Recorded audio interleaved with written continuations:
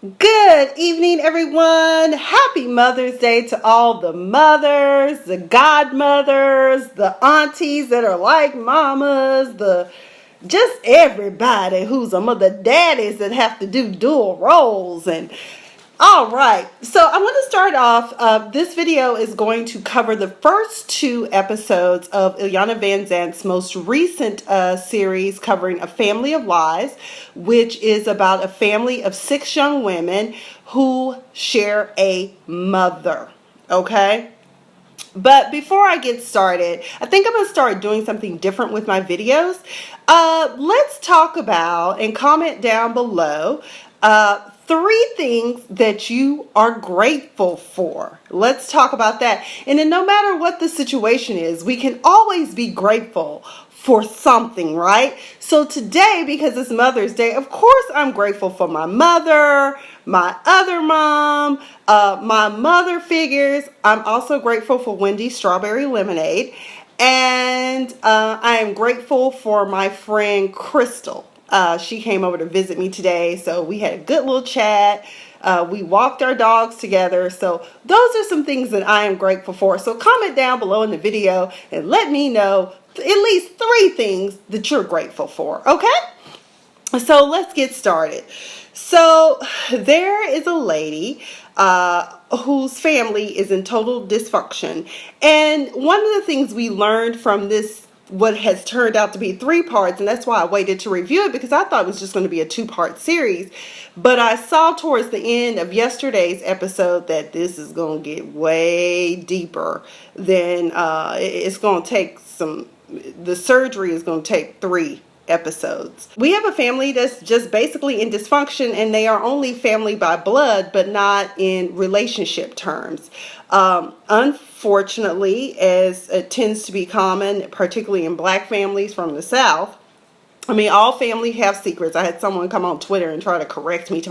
It's not just Black families that have it. It's everyone. But I'm like, no, let's be real. How many of us in Black families, you hear about it all the time. I found out that the man I thought was my daddy really wasn't my daddy. Okay. Or I found out that I was adopted out, and all this time my mother had been sitting in the same room and was being raised as my sister. Those type of dysfunctions happen because there's so many secrets and lies that go on. And that's what the title of this series for Iyanla, with this family of 6, or 6 sisters plus a mother, is A Family of Lies.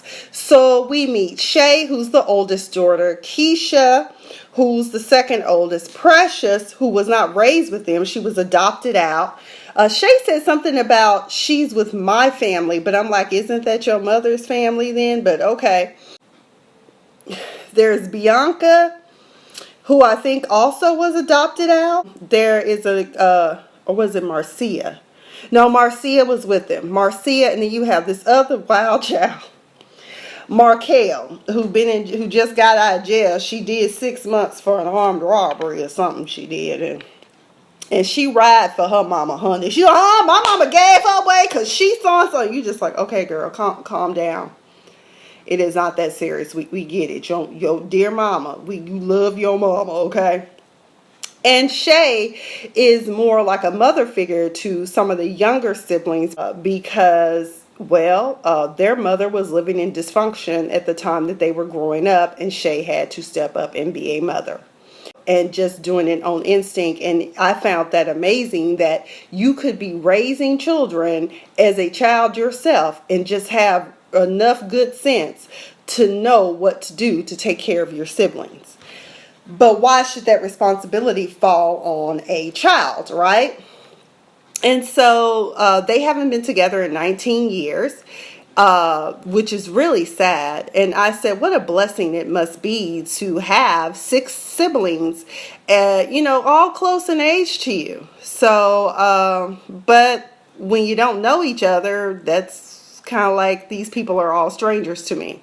but they're all in chaos and dysfunction. And one of the things that Iyanla Vanzant noted is that a group of people who share blood does not necessarily make a family. And that's true. You've heard the term that sometimes blood is thicker than water, but sometimes I have to go with the water. That's just what it is. So Keisha is the one who wrote the letter. She's the second oldest. She says she wants her family to come together because this is the only thing that she knows. This is the only family that she knows. So she sits down and talks to each of them about what they want out of it. One sister in particular, Precious, is really, really hurt and devastated by the fact that her mother parceled her off and left her for adoption, and can't understand why her mother had up to a year to come back and get her and she didn't come back. And in my mind, I was thinking maybe that was the best thing for you, was not to be raised by your mother. It's obvious that there was something missing, a key component missing for her to even think about parceling off a child. And one of the sadder things in yesterday's episode, I don't know if it was in the preview or if Precious actually said it, but she told her mother, maybe you actually should have had that abortion with me. And that's very sad, to wish that you had been aborted and not appreciate the life that you have. This particular series really shows us how secrets and lies can hurt, how people sweeping up the ravages of child molestation can hurt, especially when those issues are not addressed. It's just really sad. And so Precious, they think it's really cute that they have this family that have all of these children, which we know back in the day and when people were farming and stuff, it was very, very common for people to have a family of kids, sometimes up to 20 children, because you needed those children to be what? Farm hands and work the family business. But nowadays, that's not per se necessarily necessary. And some of us are living in a time where barely taking care of yourself and one child, you make enough to support those children. So they key about the fact that their sister Precious has had 7. Talking about, well, we were wondering who was going to keep the chain going. And, she has. So Precious has 7 kids, and the other one, Bianca, who I also think was adopted out, has 4. And I find that interesting that the ones that were parceled off are the ones that went out and had multiple children. And my question becomes, do either of them share the same father? And no one has answered that question or addressed it, but I doubt that they do. But their mother, Alicia, is a cold piece of work. That's the mama. Child. The things that she's been through in her life have made her cold as ice.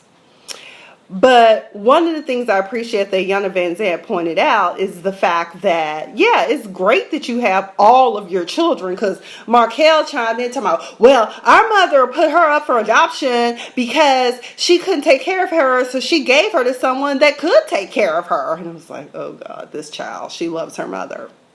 But Iyanla Vanzant said something very powerful. She said that taking care of a child is not the only responsibility. To take care of yourself, you need to be as whole and as healthy as you can so that you can give this child the fullness of who you are and not just the crumbs that are left over at the end of the day. I was like, ooh, okay, get it, girl. Because, that's true. Who wants a mom that just come home and yell and scream at you and tell you what to do, but not even, let you know she loves you? And so one girl even said, and I think it was Precious again, this child, she's stuck at 7. But she was given away at 7 months, I think. But she was like, my mother never told me she loved me. And in my mind, I was thinking probably because she doesn't. And that's a harsh truth that any child would have to face. But why would you want your mother to lie to you? Why would you want to believe a beautiful lie and not the ugly truth that maybe your mother just didn't love you? Okay? And that's cruel, but it's one of the things we see on Real Housewives of Atlanta. You see Kenya Moore the way that she behaves is evident of the fact that despite the fact that she had a good life, despite all of her accomplishments, she still wants her mother to say, I'm your mother and you are my daughter.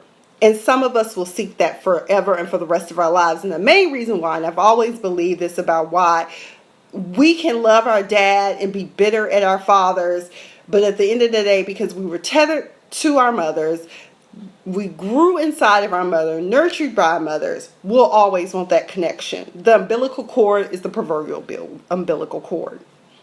That's just how it is. The chain is probably the way that it is because turns out the mother was not raised by her family, nor was the grandmother, as they say, Nana, was not raised by her family either. So that's an interesting dynamic in and of itself, and there's nothing wrong with that because, I mean, a lot of kids grew up with Big Mama and Nana, and in my case, for a while, I was raised by my Aunt Betty, but I always saw my mom. My mom always came to see me, so that was never an issue.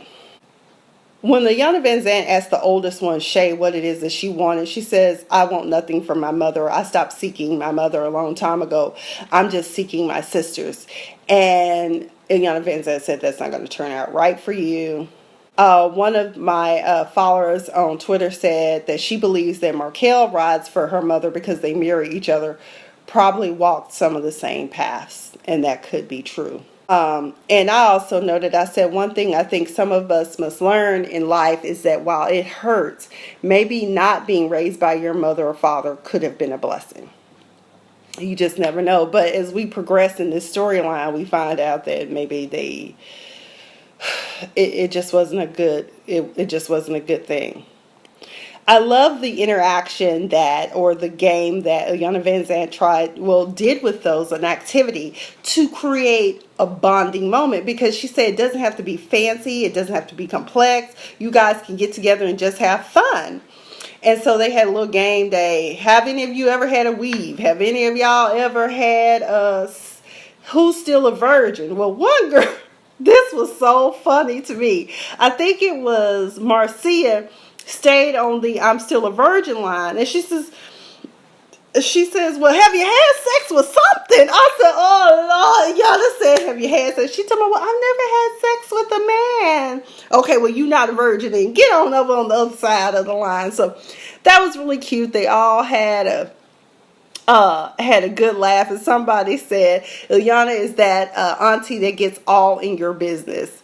I said, I was just hollering because I couldn't believe she said that.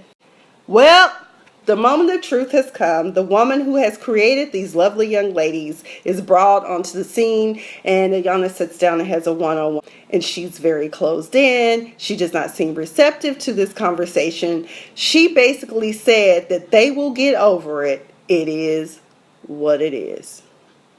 Can you say cold as ice? This woman, excuse my language, anybody who's watching that might get offended, but this woman she has no fucks to give about these women that she brought into this world and pretty much just wants to abandon and leave them to set adrift on their own. Vanzant said, or asked her about, so you did not see your children being connected as a priority, basically because you were selfish. I mean, she got pregnant in high school. She didn't want to take care of 2 children. And I'm like, whose fault is that? That's yours. But, I was being harsh. Come to find out, Alicia was violated by someone in her grandparents' home. Now, they never tell us who it is, whether it was an uncle or a grandfather. But after all the conversations that went on, particularly in the second episode, I'm beginning to think that it was probably an uncle or even her very grandfather that molested her. And the child that she sent off to live with this family was around the same man that molested her. She was molested in 3rd grade. She was molested in high school. And so, of course, what happens when these issues aren't addressed, people who are molested tend to go towards acting out in very reckless, just don't care, have sex with anybody and don't care, because no one has counseled you and told you that what happened to you at such a young age in your formative years, that's a bad thing, and you know, you need to heal from that. Essentially what Alicia did is that she pretty much buried her feelings and just kept it pushing, like, I gotta be strong, no one's listening to me. She did tell people, you know, that she was molested or that someone touched her inappropriately, but of course, keeping secrets, telling lies. No, he didn't. Don't ever speak on this again. Tell no one about this ever again. This did not happen to you. How can you tell somebody, how can you tell a child what they experience isn't real? This isn't a fairy tale. It doesn't feel good. We need to stop doing that. And if it's happening to you, or if some child tells you that Uncle Bill, Grandpa Jane, or whoever touched you, listen. There may be some validity to it, because then you end up having a cycle of people that are abused, mistreated, and misused. I mean, essentially, when I was watching this, I was like, damn, this is some Greenleaf type dysfunction going on up in here. And if you watch that series, you know what I'm talking about, because Uncle Mac was a low-down, dirty dog, that particular character. I see that Shay and her mother, when they get her around her, have the same kind of attitude. Marcia apparently said something when the mom showed up, and the next thing I know, Marcia and Shay are at each other. I think Iyanla Van Zant noted, or I think I said that, to me, there's nothing wrong with letting things go once you have faced them, and what I like to say, detox them. But to bury them away, that's not a good idea. One lady said, I'm trying not to try not to disconnect my cable after she said it is what it is on Twitter. Iyanla Van Zant noted they had accommodated the dysfunction. That's basically what's going on with this whole family rift. And you know, my heart just basically goes back to these women, because the two that were adopted out still trying to figure out why she never came for her. Another Twitter follower, Tara, said, I'm pissed at her lack of responsibility for this chaos. Now she clean, and they have to stop reminding her of her absence and neglect. And it's obvious that Alicia didn't want to face her past. Well, what you don't realize is that your children are still stuck in the past that you created for them, this dynamic. They have just been functioning in this dysfunction that you created. And it's not your fault either. But at some point as an adult, you have to be readily available to take responsibility for it. It appears that the mother, Alicia, was about 15 when she had her first child. Iyanla Van Zant told her she was just marinating in her wrong. She told her that you need to tell the truth, the whole truth. Tell people the full story. Tell your daughters exactly who you are. After that episode, I needed a drink. Now to part 2. Iyanla Van Zant said something I thought was very powerful, but of course at the time we didn't realize what all had happened to these young women. She said sometimes the best way to take care of something is to let it go. And that's true. Sometimes when you get put up for adoption or whatever, maybe that's the best thing for you. But unfortunately, sometimes, if you've ever read the story called A Piece of Cake by a lady named Cupcake Brown, maybe being adopted out or fostered isn't the best thing for you either. As you know, sometimes people become foster parents just for the money and not because they care for the children. 2 things that Iyanla noted about relationship is to tell the truth and trust. Those are the 2 things you need to make a good relationship. She continued to tell Alicia she needs to tell your story as a woman and leave nothing out. So that's when she, shared the fact that she had been molested and, she was mistreated by her grandparents, and the fact that eventually her dad did come for her. But the guy who was molesting her found a way to find her even in her father's house.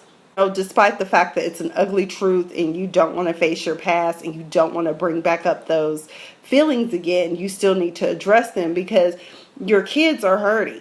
I mean, it's not fair, but to you feel like, but you need to address it. My thing is, did the family know that the molestation of the other kids were going on, the ones that were parceled off? And I also wonder if some of those children that could have been parceled off were there maybe the molester's children.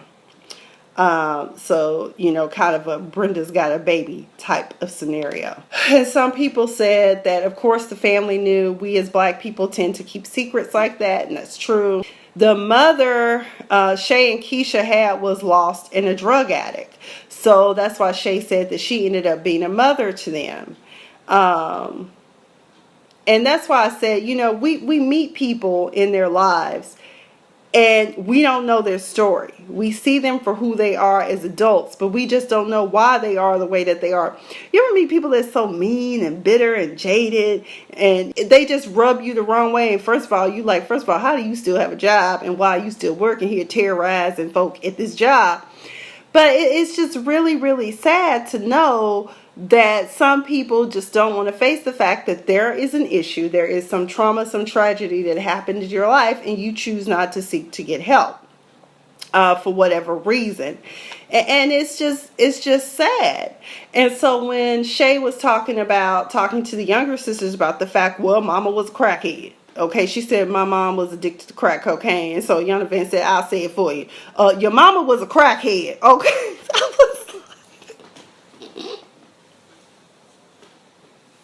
I was like, damn. She talking about, well, I had to get down that low to my mama to deduce her down in order to build her up to be my mama, or something to that effect. I think she said her mom was a crackhead whore, a crack whore, or something like that. I don't know. But either way, Iyanla Van Zandt is also a survivor of child molestation, which is why I think she takes on a lot of the cases that have to do with people that were molested. So her mother confessed to Shay about who molested her.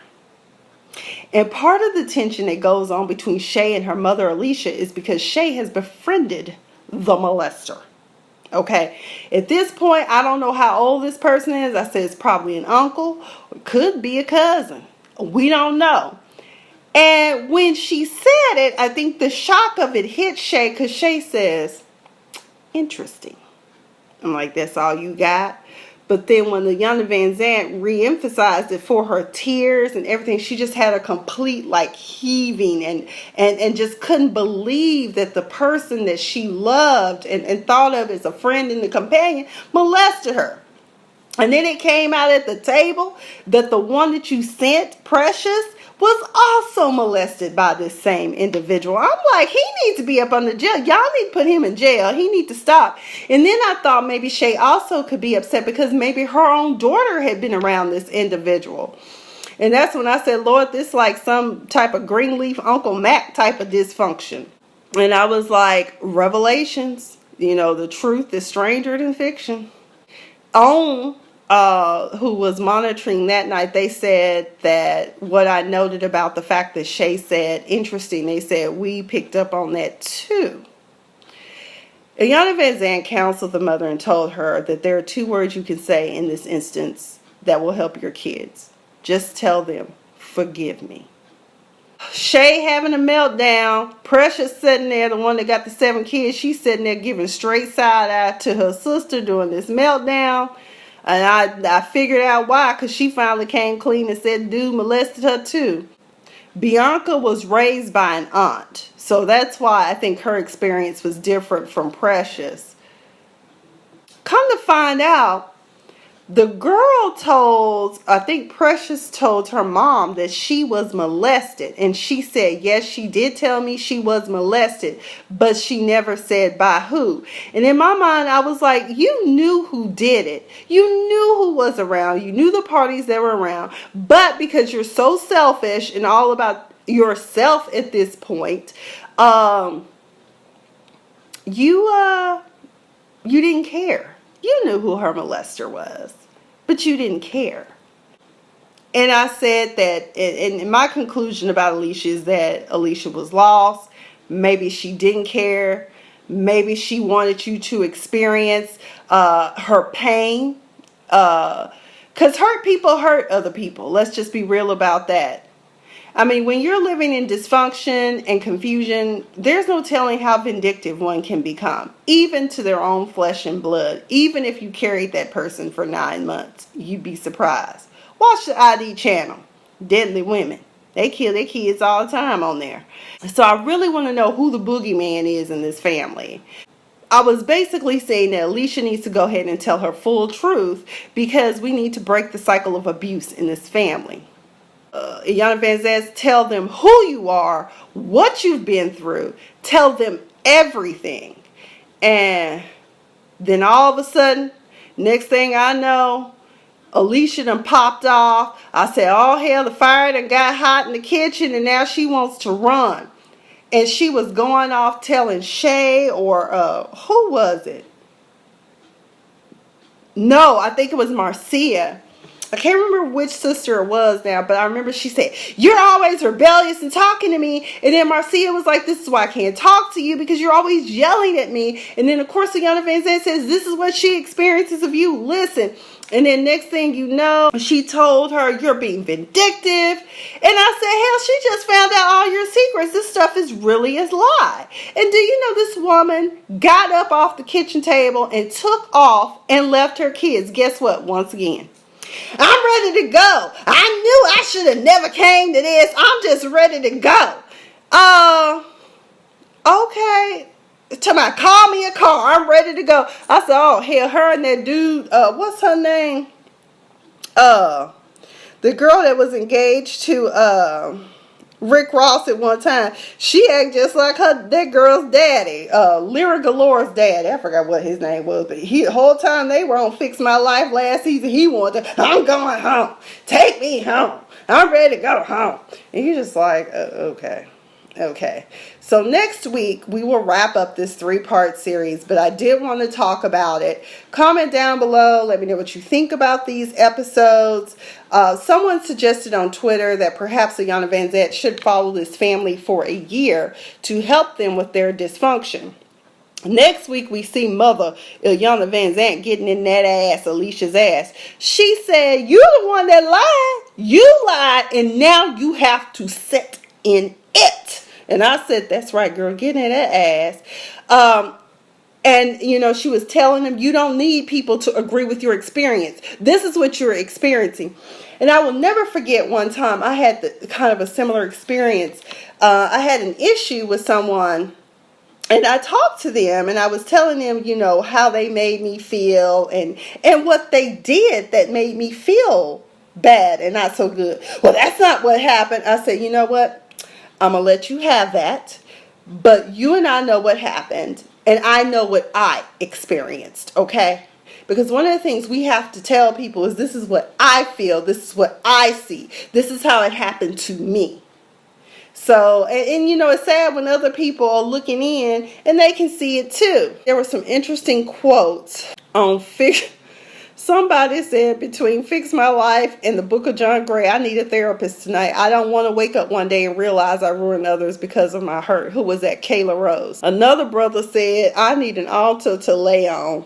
This Book of John Gray is something serious because they were talking about John Gray, but there was something else that somebody quoted. We'll talk about Book of John Gray here and there, and I'll just plug this in towards the end, but it's interesting that they also talked about child molestation. John apparently was molested in his front yard at age 4.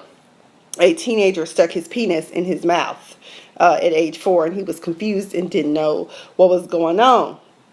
And somebody asked me when I said this explains so much. I always got the feeling that John Gray may be dealing with the spirit of, yeah. But I always felt that way about him. I said, now this explains so much. Not to say that he may in fact just be a Kevin on Greenleaf. I'll leave it at that. Someone said, Trail B said on Twitter, stop doing nothing when you know someone in your family is being molested. Protect the victims at all costs. Alicia couldn't even, someone blog her said Alicia couldn't even respond to why she gave Precious to that family. Silence, no accountability. Seth Shanae said, feelings buried alive do not die. I agree. But what was funny, I love Tara. Y'all need to check out Tara. I absolutely love her tweets. She is raw and real. And I love talking to her during our Fix My Life sessions. But Tara, she's at PCHSTA Girl or STAGRL. She said, why is the mom sitting there like she was a Iyanla Vanzant's assistant, like these aren't her kids, like she worked for home? I said, oh, damn. And she said the tension didn't start until the source of the pain arrived. She's the nucleus and creator of this poisonous interaction. She also said that her banner is "I was a single parent," and therefore has made that everyone else's problem. And then she said the fact that the mom is the reason for the brokenness, yet she's sitting here checked out like she's missing her nail appointment. I hollered at that point because I was like, she really was. And she was like, I got shit to do. I don't give a damn about you kids. Y'all are grown. I'm 50 years old. I got a good ass job. Screw y'all. I'm gone.